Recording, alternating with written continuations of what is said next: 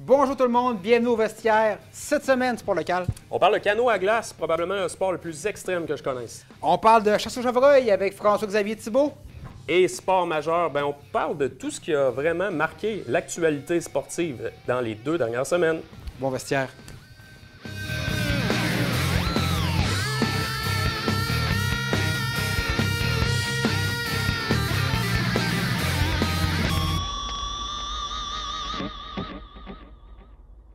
Sport local, on va parler de canot à glace aujourd'hui à l'émission Le Vestiaire, un sport que je considère comme l'un des plus extrêmes au monde. Et pour en parler, j'ai Maxime Gagné qui fait partie de l'équipe canot à glace de la place. Yes. Je ne veux pas nommer l'équipe encore parce que, bon, il y a le commanditaire qui s'en vient. J'imagine qu'on va faire quelque chose pour les annoncer aussi. Donc, on va se concentrer, équipe canot à glace, pour cette émission. Max, bienvenue ici. Salut Philippe Lavoie, ça va bien? Oui, puis merci d'avoir accepté l'invitation. Je voulais absolument parler de ce sport-là qui est complètement fou. Tu es une personne, puis je pense qu'on peut se tutoyer, on est amis aussi dans la vie. Oui. Tu es une personne qui aime ça, les défis, mais je pense que tu as vraiment trouvé ton sport avec le canot à glace. Oui, j'ai fait pas mal de sport dans ma vie. Mes amis pourraient le dire. Mais le canot à glace, effectivement, ça a été une découverte pour moi. Ça fait pas si longtemps. J'avais essayé il y a longtemps. Bref, il y a 3-4 ans, Francis Simard m'a contacté pour pouvoir rentrer dans l'équipe. J'ai accepté, puis depuis ce temps-là, on est tombé accro. C'est endurance, force, travail d'équipe, tout ça mixé dans un environnement assez chaotique. Mais écoute, le chaos, on le voit sur les images présentement, il est pas mal partout.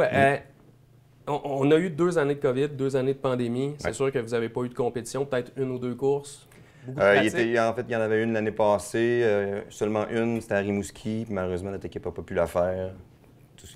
Pas à cause de la COVID? Non, pas du tout. Justement, ça commence quand une saison de canot à glace? Ça commence habituellement dans le mois de janvier, mi-janvier, mais cette année, exceptionnellement, ça va commencer le 5 février avec la course en 20 du Carnaval de Québec. Puis on parle de combien de courses environ? Là, cette année, 4 sur, probablement 5, là, ouais, total. Habituellement, les autres années, on en avait 7. Là, il y en a 2. Il y a Montréal puis Sorel, que présentement, je pense qu'il n'y en aura pas cette année. Là, je ne sais pas exactement pourquoi, mais là, on a probablement 5 courses. Vous êtes dans la catégorie élite, yes. qui est pas mal le top de ce qu'on peut avoir au niveau de compétition. Il y a combien d'équipes environ? Une quinzaine, environ 15 à 20 dans l'élite, oui. Le calibre était excellent. Il y a toujours 2-3 équipes qui performent très fort, qui sont tout le temps dans les top 3, top 4. Nous, on va essayer de pousser fort cette année, mais c'est notre première année d'élite. Une jeune équipe, fait qu'on va travailler fort pour performer un peu. Là. Mais on parle justement de travailler fort pour les courses, mais tu sais, je veux dire, tout l'été, l'automne, le printemps, vous vous entraînez comme des fous. Je pense que votre équipe, vous faites toutes les compétitions qui existent dans Charlevoix, là.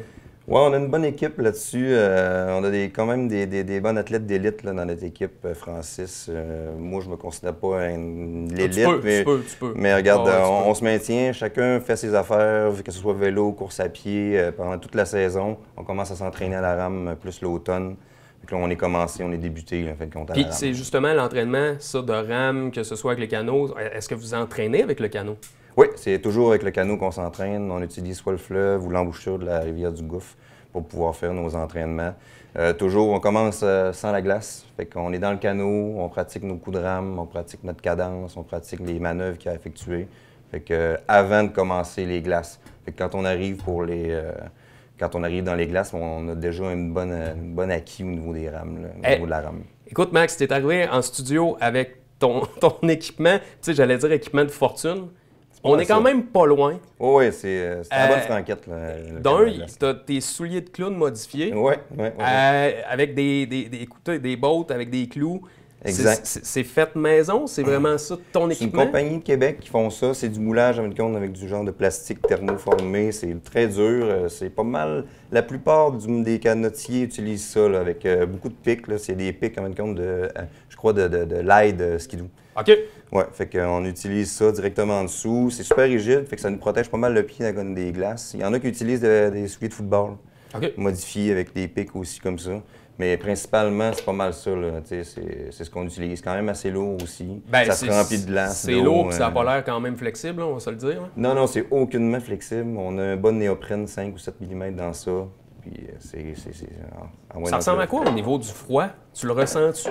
On le ressent pas du tout, en fin de compte. C'est tellement intense comme sport, c'est tellement exigeant qu'on sent pas le froid. Là. Il y a juste les pieds qui peuvent des fois, là, quand tu as fini l'entraînement, tu fais comme j'ai hâte de les enlever. Là, à la fin, mais pas pendant. Oui, pas pendant du tout. Là, on boucane, là, on carbure, on a chaud tout le temps. Là, on est presque pas habillés. Là. Là, on a un kit de ski de fond. Là, genre. Tu as emmené ton autre équipement ô combien spécial, homemade?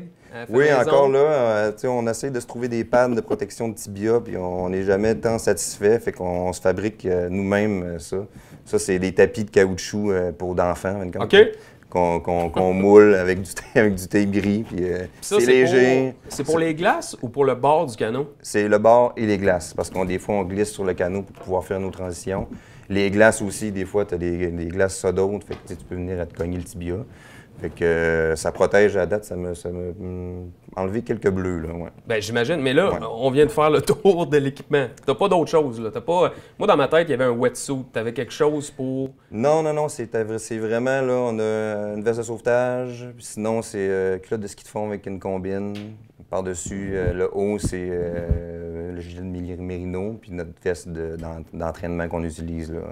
D'équipe qu'on utilise, une tuque, des gants. C'est complètement fou parce que, tu sais, oui, il y a de la sécurité pendant vos courses, mais tu sais, est-ce que tu penses à ça ou pas pantoute? Il t'est déjà arrivé un accident? Je sais que dans votre équipe, oui, il y a eu un accident, mais finalement, on l'a repogné, on l'a remis dans le bateau. C'est ça. Hop, mais tu penses-tu à ça quand tu commences? C'est sûr, mais un coup lancé, on pense pas à ça. On passe pas dans l'environnement, ce qu'on est, on focus sur le travail qu'on a à faire. C'est de pousser le canot pour arriver le plus possible à l'autre côté. Fait que oui, des fois, tu t'en rends pas compte, tu peux faire des mouvements qui peuvent être dangereux. C'est un sport qui, quand même, chaque sport a son risque, mais c'est sûr que le canot à glace, t'en as un petit peu plus sur le fleuve, le courant, les glaces, tout ça. Mais l'important, c'est de toujours tenir le canot, puis de pas penser à ça. Hey, écoute, Max, je veux savoir aussi, ça ressemble à quoi le budget d'une équipe? T'sais, comment ça vaut un canot? Un canot, ça peut 20 25 000 selon le poids que tu veux mettre, parce que moins tu mets de poids, plus c'est ça. Fait que c'est environ 20 25 000 le canot. On parle de 400-500 $ la rame, qui est en fibre de carbone. Ça se casse-tu quand même? Ça souvent? peut se casser, t'espères pas, Ouais. mais des fois tu peux être pris entre deux glaces, puis forcé, puis elle peut casser. Puis fait que c'est pour ça que ça prend 2 kits de rame en plus, au cas où que... J'imagine que tu as un canot de pratique aussi, parce que vous n'utilisez pas le même. Oui, exact. Ben, il y a des équipes qui ont seulement un canot. Nous, on est chanceux, on a 2 canots. On a un canot de pratique et un canot de course, en fin de compte, qu'on va pouvoir garder longtemps. Là, fait que oui, il vaut cher, mais on espère l'utiliser pendant plusieurs années. Là. Puis on parle aussi de cirer le canot. Oui, la cire... C'est pour l'eau, pour la glace? Pour les deux? En fait, compte, c'est pour la neige puis la glace. Oui, exact. C'est ça. C'est pour pas que la neige colle. C'est comme le ski de fond, c'est comme du fartage. Okay. Fait que, tu sais, on a les cires qui sont extrêmement dispendieuses, puis on a quand même beaucoup de surface à cirer, là, on s'entend. Écoute, je vous souhaite le meilleur des succès pour En fait, je vous souhaite une saison. Oui, commencez par ça. À date, ça va bien. Je vous souhaite une saison, je te souhaite le meilleur succès. Juste rapidement, nommer ceux qui sont dans l'équipe aussi. Yes, il y a Francis Simard, il y a moi, il y a Dominique Forgue. On est 7 en fin de compte. On est 5 partants, mais on est 7 dans l'équipe si blessure il y a. Il y a Tommy Simard, il y a Jean-Philippe Thibodeau, un athlète d'élite. Oui, il court vite. Là. Il est capable de courir. Après ça, il y a Jean-François Dufour. OK. Puis j'en ai oublié. Éric Forgue, c'est pas mal ça. Puis vous allez varier selon vos forces. Tommy Simard, je l'ai nommé. Oui, selon vos forces, selon les courses. Exact. Là, en fait, compte, moi, je positionne en arrière. Il y en a 2 en arrière qui sont là, moteurs. En fait, compte, qu'on appelle ça les moteurs, le but, c'est de pousser. Les 2 en avant du canot, ils servent à diriger sur les glaces. Le dernier, quand on est à la rame, le dernier avant le barreur. Le barreur, c'est lui qui dirige à l'eau. Le canot, c'est lui qui s'occupe des cadences au niveau de la rame, tout ça. Là, ouais. Oui, mais je pense qu'on a appris un peu plus. Pour vous suivre, c'est la page Facebook de l'équipe. Yes, exactement. On vous invite à vous suivre pour connaître les commanditaires qui sont avec vous cette année. Oui, on va être plus actifs là, dans les prochaines semaines, mois. Là, ouais. Merci beaucoup, Max. Et nous, c'est tout pour la portion sport local. Au retour, on parle de chasse et de pêche avec FX.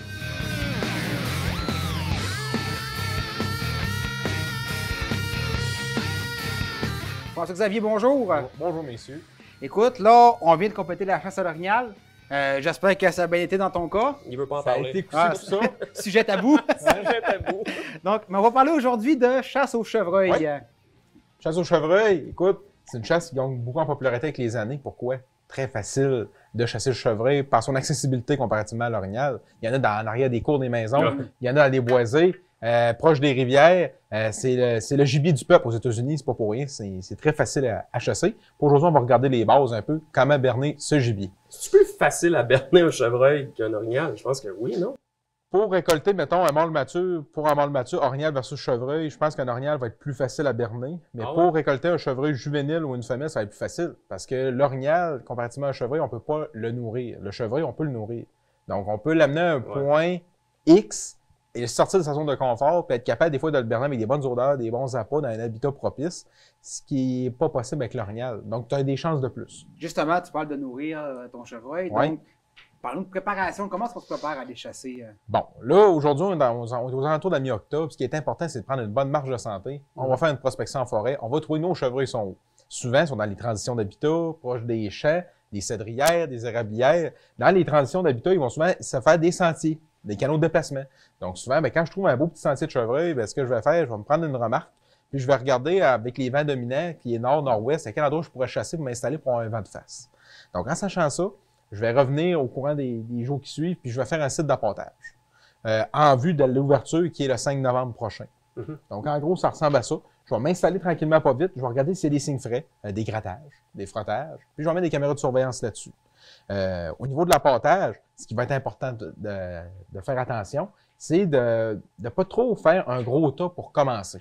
Faire plusieurs stations à pâter, mettre des caméras, puis vérifier sont où les passages plus naturels. On veut créer l'habitude. Oui, exactement. C'est un peu comme l'ours, parce que dans ma tête, c'est un peu le même procédé. Tu sais, on rajoute non, c'est pas la même chose, un ours, pas un chevreuil.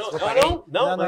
Mais c'est un peu la même manière d'apporter un peu l'animal. Ça va être un petit peu moins barbare, ça va être plus simple à faire. Parce que l'ours, on peut le mettre la nourriture d'un baril, on peut mettre de la viande avariée, on peut mettre plein de choses. Tout ce qui reste. Le chevreuil, on peut le chasser, oui, sur un site d'appontage avec une affût en surveillant un tas de carottes ou un tas de pommes avec du blé d'Inde, mais on peut aussi le chasser sur la passe, sur un sentier de chevreuil, ce qui est souvent adéquat à faire quand on a des chevreuils plus éduqués, des mâles matures, des gros mâles, qui ont souvent peur des appâts parce qu'ils connaissent la pression de chasse, les odeurs humaines. Donc, on s'installe en périphérie, puis on est capable de faire une bonne job. Mais oui, à la base, c'est assez similaire le principe de déposer de la nourriture comme l'ours pour l'amener à un endroit précis. Fait que ce que je constate, c'est que l'odorat du chevreuil est très bien développé aussi. Oui, les glandes nasales, puis aussi ces récepteurs permettent vraiment d'analyser toute l'odeur et la présence humaine. Donc, c'est important là, de faire attention à nos odeurs, puis surtout de jouer avec le vent. Quand on a un vent nord-nord-ouest, je vais m'installer à des tendances sud, à l'est, pour avoir un vent de face, pour pas me faire sentir par le chevreuil s'il arrive de ma gauche, exemple. Ça va être important, je pense, de faire attention à ces petits détails-là. Puis, ça va jouer aussi concrètement dans notre offensive. Ensuite, on continue la préparation? Oui. Je vais vous parler de comment faire un site d'appontage. Oui. Le commun des mortels savent qu'un chevreuil aime les pommes et les carottes. C'est pas un secret pour personne. On peut en déposer de manière aléatoire. Moi, ce que je conseille aux gens, ne faites pas un gros tas. Ce n'est pas naturel en forêt de voir un monticule de pommes, un 500 livres de carottes dans un tas. Donc, moi, ce que j'aime, c'est y aller de manière aléatoire. On met une cinquantaine de livres de carottes, cinquantaine de livres de pommes par-ci par-là, avec un peu de blé d'Inde puis de la moulée au travers, parce que le chevreuil aime manger en se déplaçant. Il aime ça, se déplacer, puis une pomme par-ci, une pomme par-là, une carotte par-ci. Ça fait en sorte qu'il n'est pas nerveux, il est curieux, il aime fouiner, il est opportuniste, il aime il pense pas à rien d'autre que manger. C'est ça, tandis que s'il y a un tas fixe, il faut qu'il se concentre à manger la nourriture sur place. Il peut pas détecter si le coyote s'en vient, si le 4 roues du voisin s'en vient, s'il y a un pick-up l'autre bord, s'il y a un chasseur l'autre bord. Donc, faire un tas, c'est problématique dans les populations de chevreuils très éduquées. Donc, je conseille aux gens, étalez votre nourriture dans un rayon, ça peut être de 10 mètres par 20 mètres ou un 30 par 20 sur le bord d'un chemin, d'un fossé. Ça serait ma recommandation à faire. Étalez votre nourriture. Ça va être plus profitable pour votre chasse. Là, tu nous as emmené des trucs. Honnêtement, c'est la première fois que je voyais en poudre. C'est-tu aussi efficace? C'est quoi, l'odeur est moins présente? Je vais te donner deux comparables. J'ai deux produits ici. J'ai un produit en gelée qui sent les pommes et qui goûte les pommes, qui est fait à base de pommes et de protéines et de minéraux. Ce produit-là, ce que j'aime, c'est que je vais bonifier mon offre parce qu'on sait que beaucoup de chasseurs nourrissent des pommes et des carottes. Puis si on veut se différencier du voisin, il faut mettre des odeurs différentes et des arômes différents. Ça, FX, je ne veux pas t'interrompre, mais c'est vraiment très important. Essayez de sortir du lot de tout le monde fait la même affaire. Je vais te donner un exemple. Dans le coin de Saint-Urbain, il y a des secteurs, ou dans le coin de la Malbaie, il y a des secteurs qui a des chasseurs à tous les 1000 pieds quasiment dans le bois pour le chevreuil.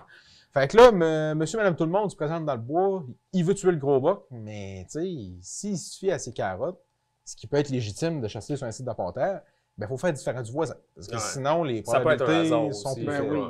Donc, j'ai amené ici une gelée, Ouais. exemple, à base de minéraux, que tu peux mettre juste par habitude sur une petite bûche à côté de tes carottes.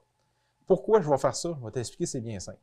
La petite bûche, le chevreuil va aller gruger le produit, puis il va venir le sentir puis le lécher. Mais ça va être comme une carte d'atout. À chaque fois que je vais aller nourrir, il va se souvenir qu'il y a tout le temps cette odeur-là. Fait que ça va être comme un indicateur de ma présence à chaque fois que je vais me rendre sur place. Sinon, j'utilise une poudre. Cette poudre-là, messieurs, il faut vous la faire sentir. C'est très olfactif. Là, tu te trompes pas avec le pot d'urine. là. Non, Non, parce que. Oh, effectivement, ça surprend. C'est extrêmement volatile. Ça sent le bonbon un peu. Ouais, Ouais. c'est ça. Ça, ce que je conseille aux gens, c'est de mettre ça dans une feuille morte, au sol, en dessous de vos carottes et de vos pommes et de votre blé d'Inde. Puis tu mets ça de manière aléatoire d'un rayon environ de 50 pieds carrés. Et là, avec ça, ton petit œil, il va sentir pas mal. Ouais, ça Ben, bonifie ça beaucoup dégage l'odeur, environ ben 500 livres de pommes. C'est Maniac de Prospection qui produit ça, c'est une compagnie québécoise, puis ça dégage énormément. Ah, ça sent. C'est une bombe d'odeur. Fait que Ouais. quand je décolle mes appâts, j'en mets toujours. Fait que c'est ma carte d'atout à chaque fois que je fais rendre visite, j'en mets un petit peu. Puis ça va sécuriser mon chevreuil. Puis lui, il sait. S'il a manqué de nourriture, puis il sent ça, il va dire, oups, la bouffe est arrivée. Fait que souvent, mes chevreuils qui sont moins éduqués, mais ils mordent le 2,5, mordent le 1,5, Plus mordent le naïf un 3,5, plus naïfs, ils vont rentrer, ils vont dire pas de trouble, la bouffe arrive. Ça peut être une bonne Ah, ouais, en tout utilisation cas, à côté faire. odeur, on l'a. là. Vraiment. J'irais aussi avec un dernier produit. Absolument. Lui, il faut y aller avec parcimonie. C'est la poudre d'urine. Puis lui, on veut pas le sentir. Ouais, non, ça va être Non, correct. celui-là, il est fait à base d'odeur d'urine synthétique Ok. et à base d'une poudre de calcium. Celui-là, il est intéressant quand on a un spot de rêve. Exemple, t'as un beau spot, mais tu as trouvé des présences dans le mature, des grattages, des frottages. Tu peux réactiver tes grattages avec cette odeur-là. Plus il pleut dessus, plus ça sent. Parce que le calcium se diffuse plus tranquillement que de l'urine qui est en liquide, qui s'évapore dans Ouais. les heures qui suivent. Ça va t'offrir quelques jours. Donc, c'est un produit que je conseille, la poudre d'urine, pour commencer graduellement, mais plus la saison avance envers la mi-novembre pour le rut, on peut l'utiliser plus agressivement. Là. Mais FX, est-ce que tu vas chaque jour à tes spots, aux 2 jours, 3 jours, tu sais, le moins souvent possible, j'imagine? Moi, je suis un gars très conservateur à ce sujet, messieurs. Je ne vais pas trop sur mes spots de chasse. Comme là, je vais y aller à la fin de semaine faire une petite visite, je vais aller chercher mes caméras de surveillance, je vais commencer à nourrir à certains endroits, puis à d'autres endroits, je vais commencer à nourrir directement la dernière semaine avant la chasse, pour faire un effet de surprise, puis pour essayer de laisser le moins d'indices possible sur le terrain, parce qu'ils sont très nerveux, nos chevreuils. là. T'sais, oui, ils entendent des tracteurs, ils entendent des véhicules tout le temps, puis ils sont habitués au son des moteurs, mais les traces, les empreintes humaines, les odeurs en forêt, ça peut être mortel, donc j'y vais le moins souvent possible. Maximum une fois ou deux avant la chasse, pas plus. Donc, Merci, si je résume, un chevreuil qui est allé à l'école, éduqué, c'est Diplômé. diplômé, c'est encore plus difficile à pogner. Puis, justement, faire différent. Oui. Essayer des nouvelles tactiques. Puis, je pense qu'il y a du stock pour le faire en masse. Fait que, essayez. Puis, justement, vous allez sortir du lot, puis vous allez avoir le gros panache. Yes! Donc, c'est du marketing de chasse. Ah, c'est quand même bon. Merci beaucoup, FX. Nous, c'est déjà tout. Tout de suite après la pause, on parle de notre sujet quasiment préféré. Mon coup de cœur. Ouais, coup de cœur, on va parler des sports majeurs.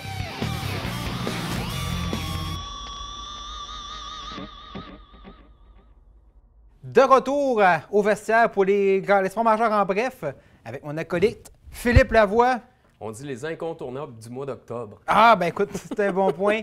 Hey Philippe, on va commencer par Canadien. Ça te dit quelque chose? Ouais, j'avais hâte. J'avais vraiment C'est hâte. ça. Écoute, c'est un sujet d'actualité, on en parle de plus en plus. Ouais. Il y a 3 matchs de jouer, une victoire, 2 défaites. C'est à peu près là ce qu'on s'attendait d'y voir. Non, la victoire était de trop, je pense. Non, honnêtement, je suis pas surpris. En fait, tu l'as dit, c'est exactement là où le Canadien devrait être. Absolument. C'est une équipe qui est... On rebâtit tranquillement, mais sûrement. Il ne faut pas se faire de cachette. Le club n'ira pas plus loin que ça. C'est une reconstruction assumée, c'est ce que j'aime. Ben ouais, puis ça, on n'a jamais entendu ça de la Non. part du Canadien de Montréal. Donc, on va être patient. En même temps, une victoire contre Toronto, ça va me faire rire tout le temps. 50% stratégie, 50% adrénaline.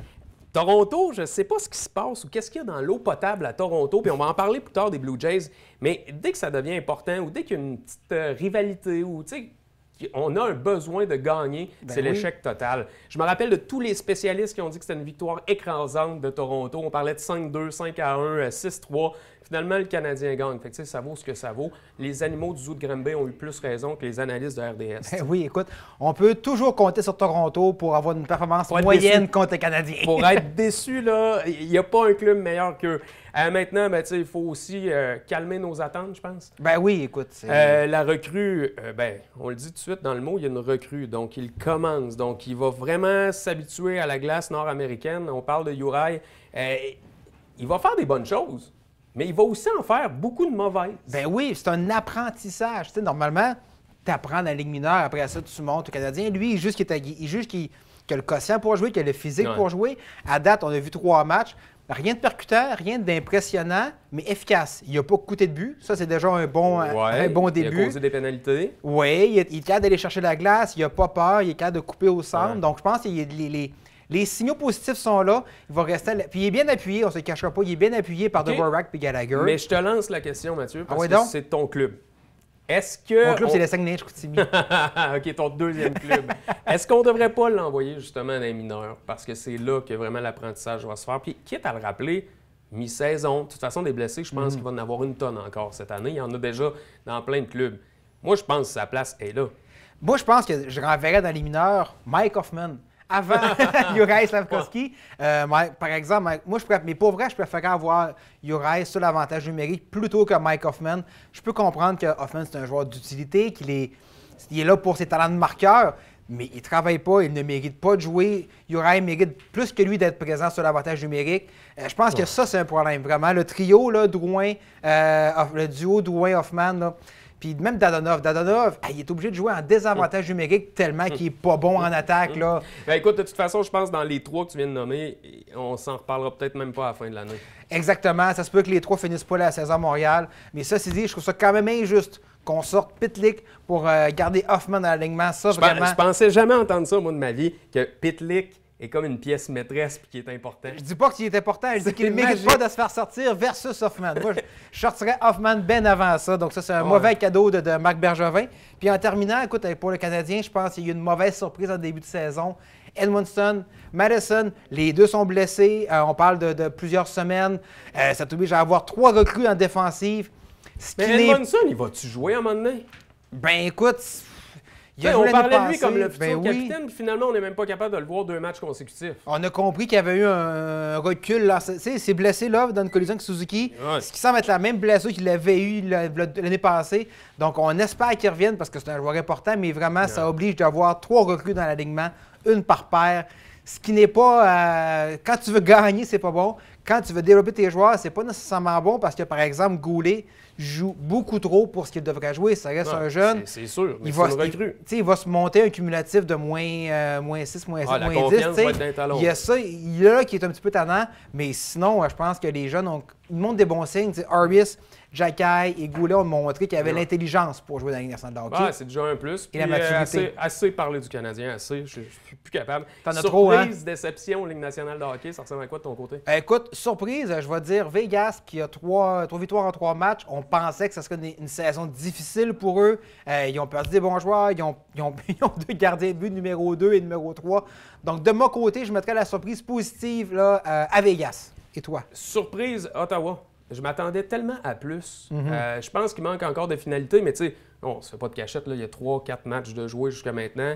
On pense encore aux séries ou pas, c'est pas important. Là. Il faut qu'il y ait une chimie qui se crée, mais quand même déçu. Déception?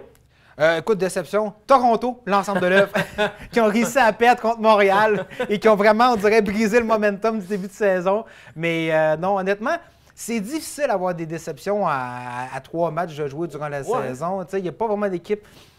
Arizona 0-3, mais on s'y attendait. Washington. Oui, effectivement. Washington, pour moi, est une déception parce qu'année après année, on parle d'une équipe qui va aller dans les séries. Là, c'est un peu plus difficile, mais en même temps, tu perds Backstrom. Puis Backstrom, c'est sûr, c'est une pièce maîtresse de Washington. Les gardiens n'ont pas l'air de faire l'affaire jusqu'à maintenant non plus. En plus, ils ont laissé aller Samsonov pour rien. Ils sont allés chercher Comper du côté là, de Colorado qui vient de gagner la Coupe. Donc, d'ailleurs, Colorado, pour une dérogation devant les filets. Mais effectivement, là, Washington. Avec la défensive qu'ils ont, Colorado, pas trop inquiet. Hey, Ovechkin, 0 but en 3 matchs. Ça fait longtemps qu'on n'a pas vu ça. Oui, Mathieu, on en parle rapidement parce que je pense que c'est quand même juste normal ce qui s'est passé du côté de Hockey Canada. Oui, on fait un suivi de dossier, comme on dit. Suivi de dossier, on n'a pas le choix d'en parler parce que de toute façon, excusez l'anglicisme, le talk of the town. On en parlait, enfin, il y a du monde qui ont quitté le bateau. De toute façon, le bateau coulait, fait que c'était facile pour eux de quitter le navire. Mais c'est juste tant mieux. Maintenant, j'ai hâte de voir le concret de ça. Qu'est-ce qui va arriver? Qui on va mettre en place à Hockey Canada?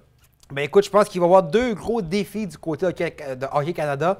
Ben, c'est de rétablir la confiance avec les joueurs, avec la communauté, avec les dirigeants, avec toutes les sections locales mamans donc, du Québec, effectivement. de l'Ontario, de n'importe où, qui ont su qu'ils avaient mis de l'argent pour protéger les futures victimes. T'sais, on va appeler ça comme ça. Ben, en fait, ils ont protégé les joueurs. Ouais. T'sais, ça, c'est vraiment inacceptable. En tout cas, bonne chose de faite. Maintenant, on va vers Mais l'avant. mon Dieu que ça a été long. Et Hey, je veux en profiter pour féliciter Hockey Québec qui a, comme on dirait, parti le bal.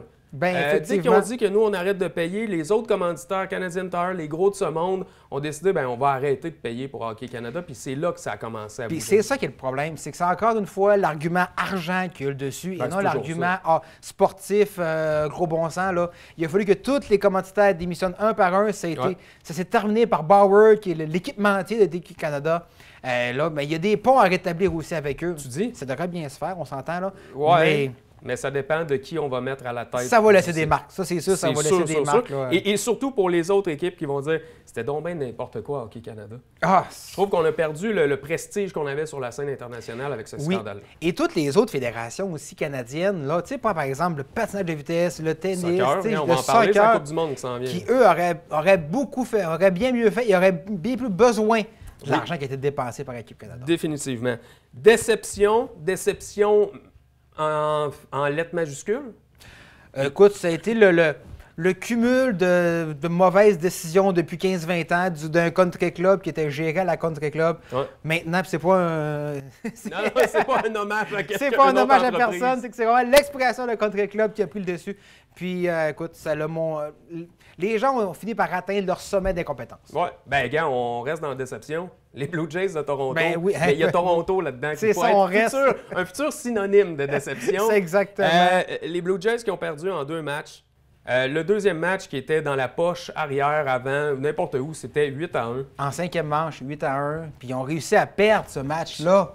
Je pense que n'importe qui a regardé la partie, tu sais, on n'est pas des experts en baseball, mais on connaît le sport. Ben absolument. N'importe qui va dire on ne change pas une recette gagnante. Guzman, il a probablement le match de sa vie en série. Ben oui, C'est 8-1. 5e manche. 5e match, on se dit bon, ben yes, au moins on va avoir un 3e match. On est à domicile en plus.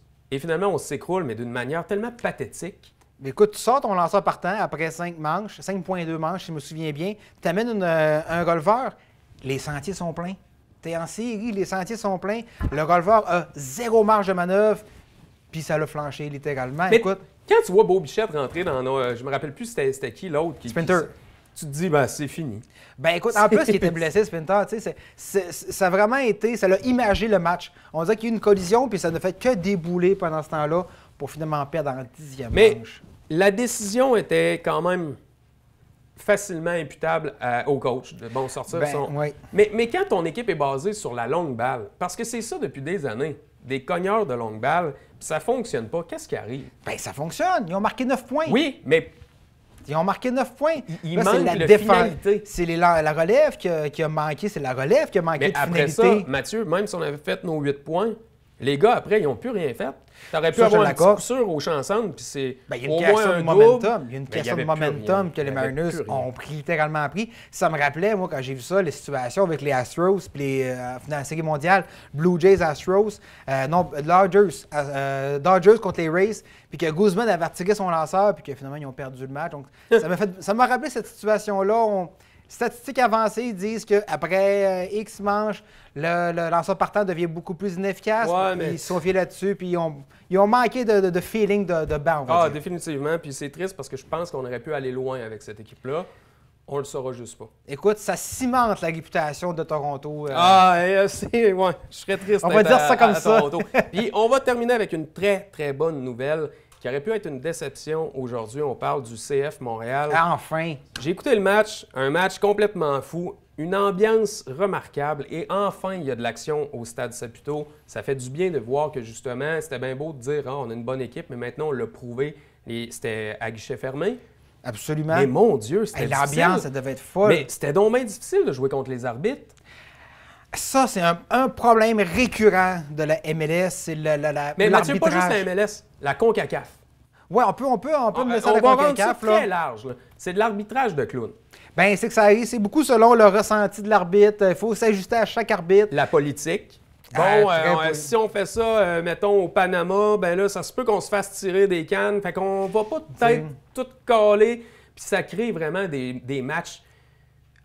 Comment je te dirais ça? Le prestige Injuste. de la MLS, le prestige de la CONCACAF est à zéro. Parce qu'on le sait que c'est de l'arbitrage de clown. Et c'est quand même plus physique que le soccer européen. Absolument. On dit ce qu'on veut, c'est quand même plus C'est physique. plus américain, c'est plus physique, il y a plus de contact. Tu sais, ça va accrocher un peu plus, ça va. Mais par contre, il reste qu'il y a des. Moi, je pouvais dire ça, il y a des choses à ne pas manquer. Comme Montréal aurait dû avoir un penalty. Aurait dû en avoir un. Tu sais, c'est la notion de base. Il est dans la boîte, il se fait faucher, carton rouge. C'est ça. Puis finalement, tu regardes ça, ça discute, puis il n'y en a pas, mais tu dis, ouais, mais c'est parce qu'il y a eu du lobby qui a été fait, tu sais. Oui. Après ça, tu dis, qu'est-ce que ça va prendre pour avoir une pénalité? Puis après ça, ben, tu vas pousser la barre un peu plus haute. Tu dis, si ça a passé, le prochain, je ne vais pas te le manquer, moi, essayer de disloquer la rotule, j'ai le droit. Et ça, c'est la différence avec le nouvel Impact versus l'ancien, le nouvel CF Montréal. Ils ont du caractère. Ils se laissent pas ils se font pas détruire par une mauvaise décision des arbitres. Ils gardent le momentum, ils continuent à se battre. Ils ont gagné, puis on s'en va en demi-finale le 23 octobre. Je te dirais, Mathieu, que c'est un peu le même phénomène pour ce qui est de Hockey Canada, l'équipe nationale. C'est le même style de jeu. Tu sais, oui, des fois, on s'est fait donner des mauvaises décisions. En fait, c'est que ça, des mauvaises décisions. Mais on n'a pas fait semblant de rouler à terre avec, comme Neymar peut le faire pendant 8 km. Oui, ça, c'est un fléau dans le sport. On lève la tête. Ben oui. On est Canadien, on joue dans le froid, on est capable de manger. Maintenant, on voit de plus en plus ça au hockey aussi, de plus en plus. Là. Mais ça, c'est un fléau. Puis il y a aussi un contexte d'opportunité pour l'Impact. Il y a un entraîneur qui n'est pas signé pour l'année prochaine. Victor Wayama, je crois qu'il va s'en aller à la fin de la saison, qui est un centre, mais qui est vraiment le meneur de cette équipe-là. En bon français, là, il gère le trafic. Ouais. Après ça, on va perdre Milanovic aussi, qui s'en va mais en même temps, avec l'argent qu'on va avoir, on est peut-être capable d'aller chercher un autre joueur de cette stature, mais on perd quand même un bon élément. C'est un très bon élément. Donc, c'est vrai. On a vu le jeu qu'il a fait. Il a marqué un but, puis il a fait une passe à Ismaël Koné. Donc, il ne faut pas oublier qu'il est directement responsable des 2 buts de l'Impact hier soir. Donc, ils vont gagner la Coupe? Ils n'ont pas le choix. Et en terminant, la dernière nouvelle, je veux féliciter le Rouge et Or qui a lessivé les Carabins de Montréal. C'est important de le mentionner. C'est mon équipe, Mathieu. Il fallait en parler. Donc, c'est tout pour notre moment préféré. C'est incontournable à des sports majeurs. Et nous, on se retrouve la semaine prochaine. Non, dans 2 semaines. Dans 2 semaines. Pour encore une fois parler du sport parce que octobre, c'est magnifique. Il y a du sport, il y en aura encore et surtout des très, très bons matchs.